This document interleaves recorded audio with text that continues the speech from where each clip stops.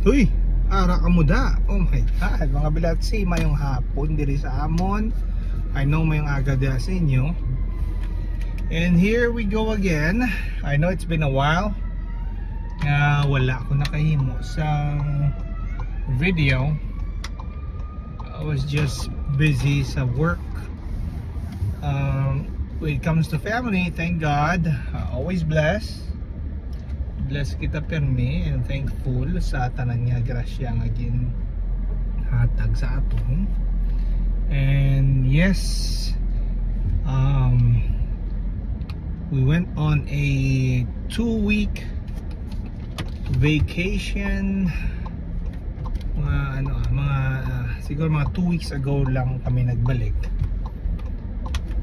So I'm happy that everything turned out to be okay, and at the same time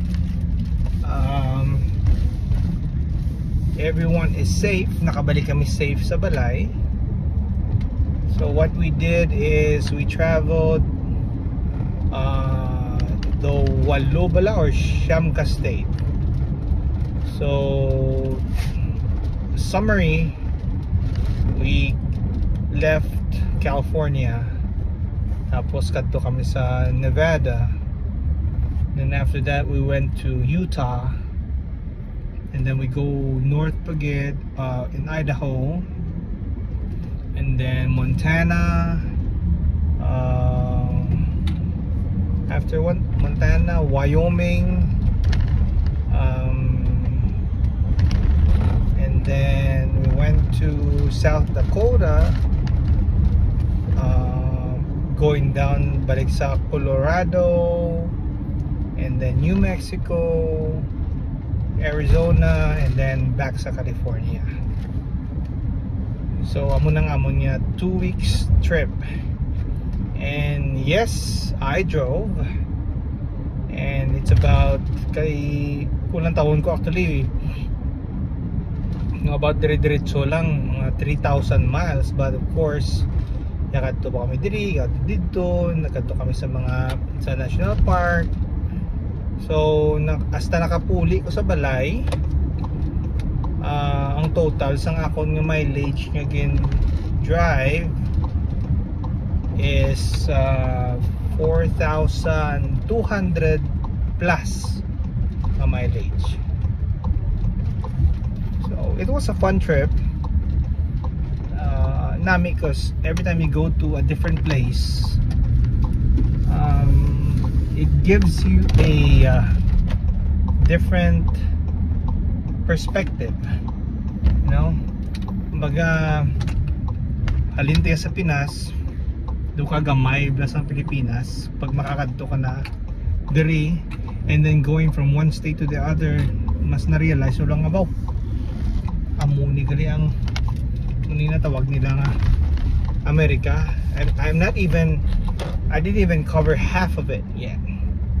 So we'll see. Plan na naman kami another trip. Ginaplat ko na siya para ga-loop ko bla, why ko gabalik-balik. So it's like it's a loop. Hindi nga like a loop, kundi it is a loop. So we did it years back sa gagmay pa mga kids. Gamay lang a loop, and then 2 years ago we did the same thing going north naman, and then last year actually we went to the Philippines for a vacation. We were there for like 4 or 5 weeks siguro, because I haven't been home for a while. So bako, hindi ko pwede nga magpuli nga 2 weeks na may kanugon. So yes, we did stay there. Medyo mainit and humid because it's summer, but we did enjoy. Kadto kami tatlong malang. Of course, I myself, I grew up sa Guimaras. For those who doesn't know me from my previous videos, I was actually born in Bacolod City, and then we moved to Guimaras when I'm about to go sa 3rd grade. So from University of St. Lasal, from Lasal to Lasang. Yeah, and then I graduated there sa Guimaras. And then first year high school, first year ko, my mom asked me, so di mo gusto mag-eskwela? And I really want to go back to Bacolod. So I said, okay, I want to go back sa Bacolod. But during that time, close na ang sang Lasal. So I end up going to CSAB, CSAB, Colegio de San Agustin, Bacolod. I stayed there for a year. Obra ko lang lagaw. And after that, ibi ko, makunayo buli ko yung Guimaras na. So second year I went back sa Guimaras. Nag-eskwela ko sa Banwa, mga tawag na Banwa. But then unfortunately my dad passed away, so I had to go back sa amon mismo nga barangay. And I finished my high school there. So amo na nga ako niya and then college nagpaililo na ko. And I did my dito na ako nakagraduate sa Iloilo. I've known my wife since I was a little boy. We've known each other for a while, pero nangin kami when we were in college. Same school but different department. And the family knew about it, so wala man sa may mabay, kilala na Manila.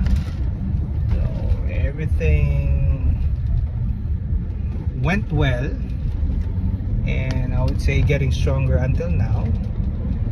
Sang ginsabat Yakub, sang nagpanguluyag ko sa iya. That was way back 2003. Diba? Way back 2003. So nasubong 2024 na. Pag wala kami ga-break nga duha, kaya ba ko sa iya nubihanay palang ta, break na ta. Kung sa'yo ron, it will not work out. Kung mag-asawa na ta, wala break wala break. Sa subong wala break. Okay, tambal lang I love you tudo, wala break, wala preno. So amo na nga mga love story. And as of right now, kita nyo naman sa tanan ko ang ginimong video, I'm always driving. Wala pa school ang mga kids. They're going back to school tomorrow. Late yung start sa ilang school district. So I was on my way home. Ang bali nila, Daddy, we're hungry. Sama ko puli na ko dahil lang yan. So puli ko na imangkot ko sila. And then nag-order sila isang sushi roll nga ni. Sushi roll. In-order ko na lang siya over the phone, so that pag abot ko ako daan tawo nga tamarang ko yari kapila. Gusto ko ako yung ginapilahan. No, really, for reals, I don't like it. Usually pag magkakadto kami sa mga restaurant, I want restaurant nga may mga reservations na. So kumbaga, if you have the convenience, why not use it, right? Isang gadako ko ya, why niya mo? Ba hindi lang niya ka sarang. With the help and with the grace of God, doon na lang puwasan taman ang tawag doon lang pamigado. Try man ta panikasog gambala ng iba niyang arada sa iba niyang lugar mga para income nila. But you guys don't even realize, yes, we earn dollar sa Amerika, kung din naman daw, you earn that, but you spend the same money, di ba? Hindi mo niya peso, in that sense, spend din namon pariyo lang. So that being said, siyempre sa pagpanikasog mo na as a tao, dapat may may drive. Drive good. Ayun, drive ah. So siyempre when you were young, young, dumb, and stupid. Ano ba niya? Pilain yung priorities mo kung sultiro ka pa eh. Siyempre kumpara mo ba sa may asawa ka na, may kabataan ka na. So of course, by the way, Arna ko wala sa balay. So tapuson ko lang yung video ko with you guys because I know I haven't done a video for a long time. So going back, organic kung may pamilya ka na, your priorities changes, diba? Hindi pwede nga kung ang hulag mo sang bataon ka mo magyapon hulag mo kung may pamilya ka na, di pwede, diba? Siyempre ang focus mo sa bang hindi na sa ulingon mo, diba? Right now for me, literally gidya mo maski workout, di kaya ka workout kaya dumadyaga ako, kinalang ko lang doon na stress ko siguro, diba? But I have to actually take care of myself again. Now I'm not change ang priorities mo. For me, between job or between my work and family, of course family. As much as I wanted to be a career-oriented tatay, I am a tatay. So dapat ang focus ko sa mga kabataan ko. So sa inyo da nga mga tinuga nga medyo gasinultiro pa kamo gyapon, maski may mga kabataan na kamo, hindi na dapat ani. Dapat ang focus nyo kabataan nyo na, kaya mo na ang pilakadlab lang inyong legacy. O wala makamo kwarta pero may alam ang kabataan nyo. Amo na importante nga madula ka ba sa kablibutan pa madunduman das ang kabataan mga oy. Ang tatay kuya, amo niyo, masig obraya, amo ni, o ang nanay kuya, gabi na obraya, pagkam sa amo niya, ara, sige apon, bla.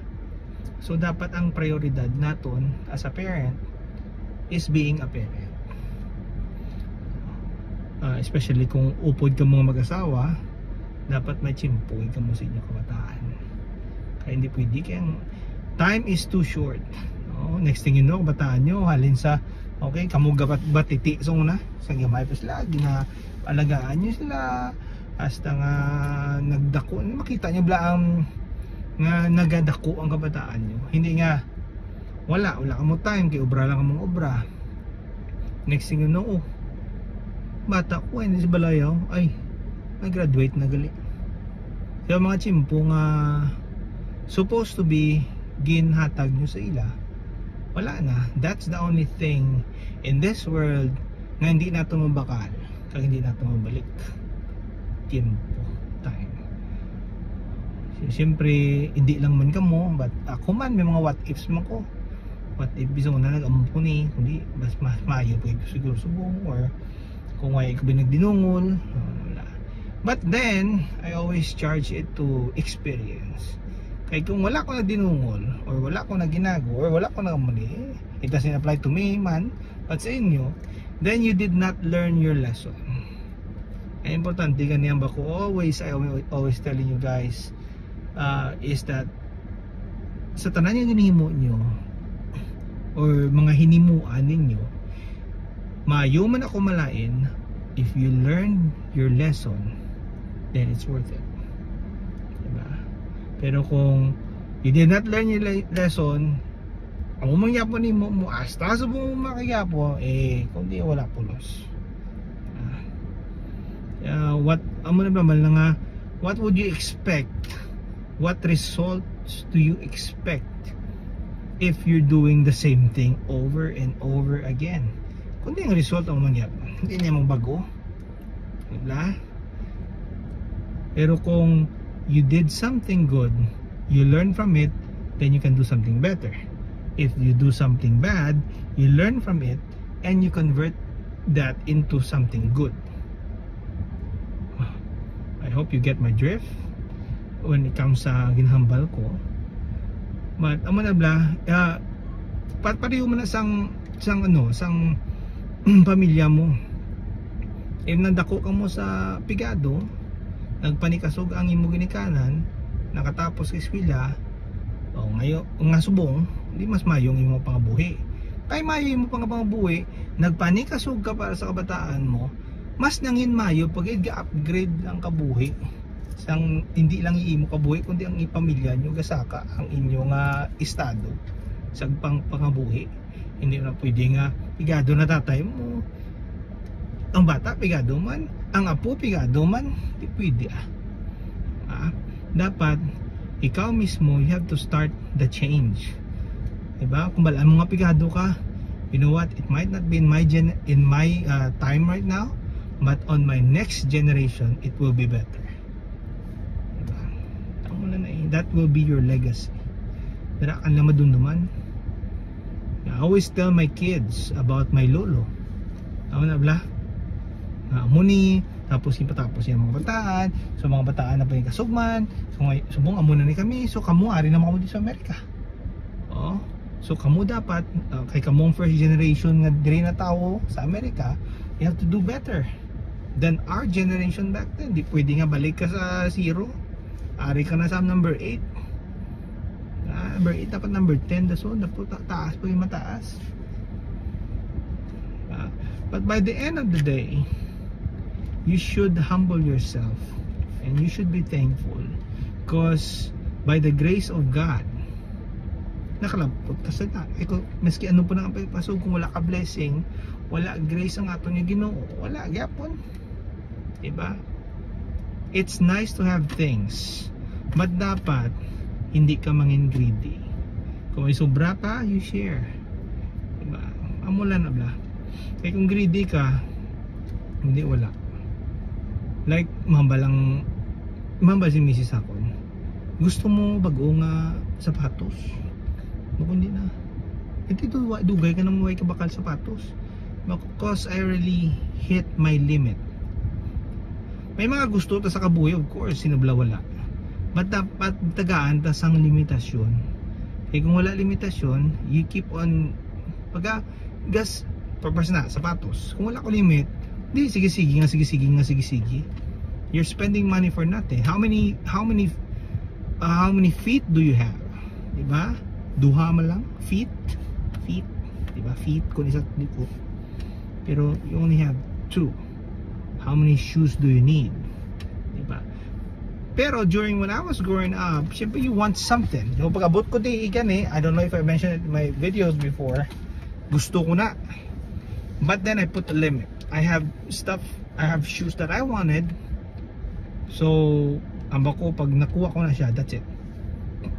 I got it and that's it. I've seen some of my friends, they keep on doing the same thing. Gagasto ka lang for nothing, tapos ginastock mo lang nila. Right now, ginastock ko man na sila kani, but at least amula na. Cause amo na mga gusto ko, amula na. So no more. So amo man na sa atod nga pagpangabuhi. Dapat we strive to better ourselves, if not ourselves, the next generation. But at the same time, we humble ourselves because we know nga kung wala tayong grasyahan sa ato niya Ginoo, wala man. Diba? Kung greedy ta, mas lain na gid. Kay gingrasyahan ka na, tingalon ka pa, dalok ka pa. So we share our blessings. That's what we do. If not in cash, in kind, in your time, you can always share ang ginahatag sa mo. You can always kumbaga hindi man lang niya nga kung ano dapat ihatag mo, kundi kwarta, kundi dilata, kundi noodles, hindi chimpo mo bisa. That's the best way of giving, is to give your own self sa mga butang pwede mo bla makabulig ka, ga-volunteer ka, kung gaobra ka man, yes, ginabayaran ka, but you go above and beyond sa ginabayad sa imo. Kung nurse ka, why kagatag lang bulong, but you're passionate for your patient. You have compassion sa ila. So maski sa ano nga butang, if you dedicate yourself, if you give yourself, if you put your heart into it, then other than you don't feel that you're working, you feel good because you know you did something good for someone. So amo na ako mga thoughts, mga bilatsi mga friends ko dira kudiin man kamo is basta be thankful sa tanan nga ginatag sa inyo, because muna blae chances nga ginhatag sa aton sometimes only comes once. So if you don't grab that opportunity to help, or the chance to help, or the chance to give, opportunity to share, opportunity, that mga opportunity sometimes it only comes once. Next thing you know, wala na.